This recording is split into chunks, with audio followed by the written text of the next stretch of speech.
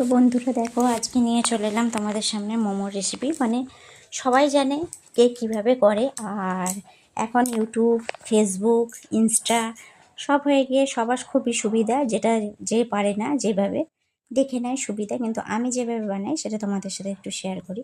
প্রথমে পেঁয়াজ কেটে নিয়েছি, তারপর পেঁয়াজটাকে নুন দিয়ে ভালো করে চটে নিয়েছি। এই যে এটা দেখছো, যে এটাকে আজিনা মটর বলে, এটা অনেকেই জানো না। এটা টোটালি নেপালিদের যেহেতু মোমো, ওরা এটা দেয়, এটা দিলেই মোমোর টেস্ট পুরো অন্যরকম হয়ে যায়। তো দেখো, আমি পেঁয়াজ নিয়েছি, তারপর আদা কুচিয়েছি, রসুন দিইনি, আর আজিনা মটর নিয়েছি, ওটাকে ভালো করে একটু নুন দিয়ে চটকে নিয়েছি স্বাদ মতন। তারপর দেখো, এখানে মাংসগুলো ছোট্ট ছোট করে কিমা করে নিয়েছি, আর এখানে কিছুটা স্যুপ করব বলে হাড্ডি মাংসগুলো রেখে দিয়েছি নিয়ে এসে। তো দেখো, এইরকমভাবে মাংসটা জল নিগড়ে নিগড়ে চিপে তুলে নিচ্ছি। পেঁয়াজটা আগে ভালো করে হাত দিয়ে চটকে নিয়েছি নুন দিয়ে। তো দেখো, তারপর ভালো করে মেখে নিলাম আবার চটকে। তারপর আমি এবার সাদা তেল দেবো।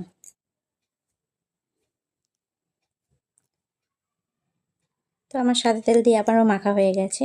তো এবার আমি দেখো ময়দা মেখে নেবো।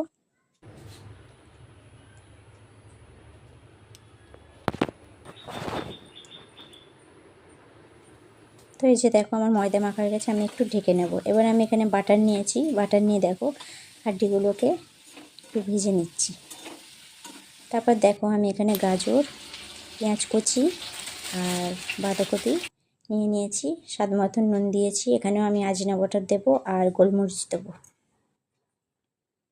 তো দেখো, সব দিয়ে দিলাম। দিয়ে দেওয়ার পর এবার আমি মাংসগুলো তুলে ওখানে দিয়ে দেবো।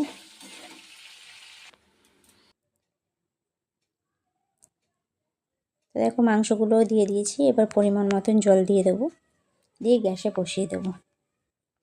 দেখো, এখানে গ্যাসও জ্বেলে দিলাম। এবার চাপা দিয়ে দেবো আমি।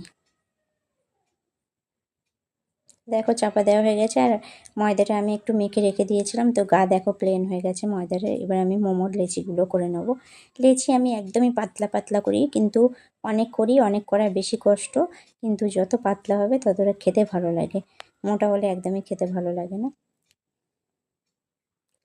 তো দেখো, এই যে আমি বেলে নিয়েছি, সাইডে আমার বড় আমাকে হেল্প করছে। তো দেখো কতটা পাতলা করেছি, বুঝতেই পারছো, আমার পুরো আঙুলগুলোও দেখা যাচ্ছে। তো দেখো, আমি এখানে করে নিয়েছি ভরে ভরে।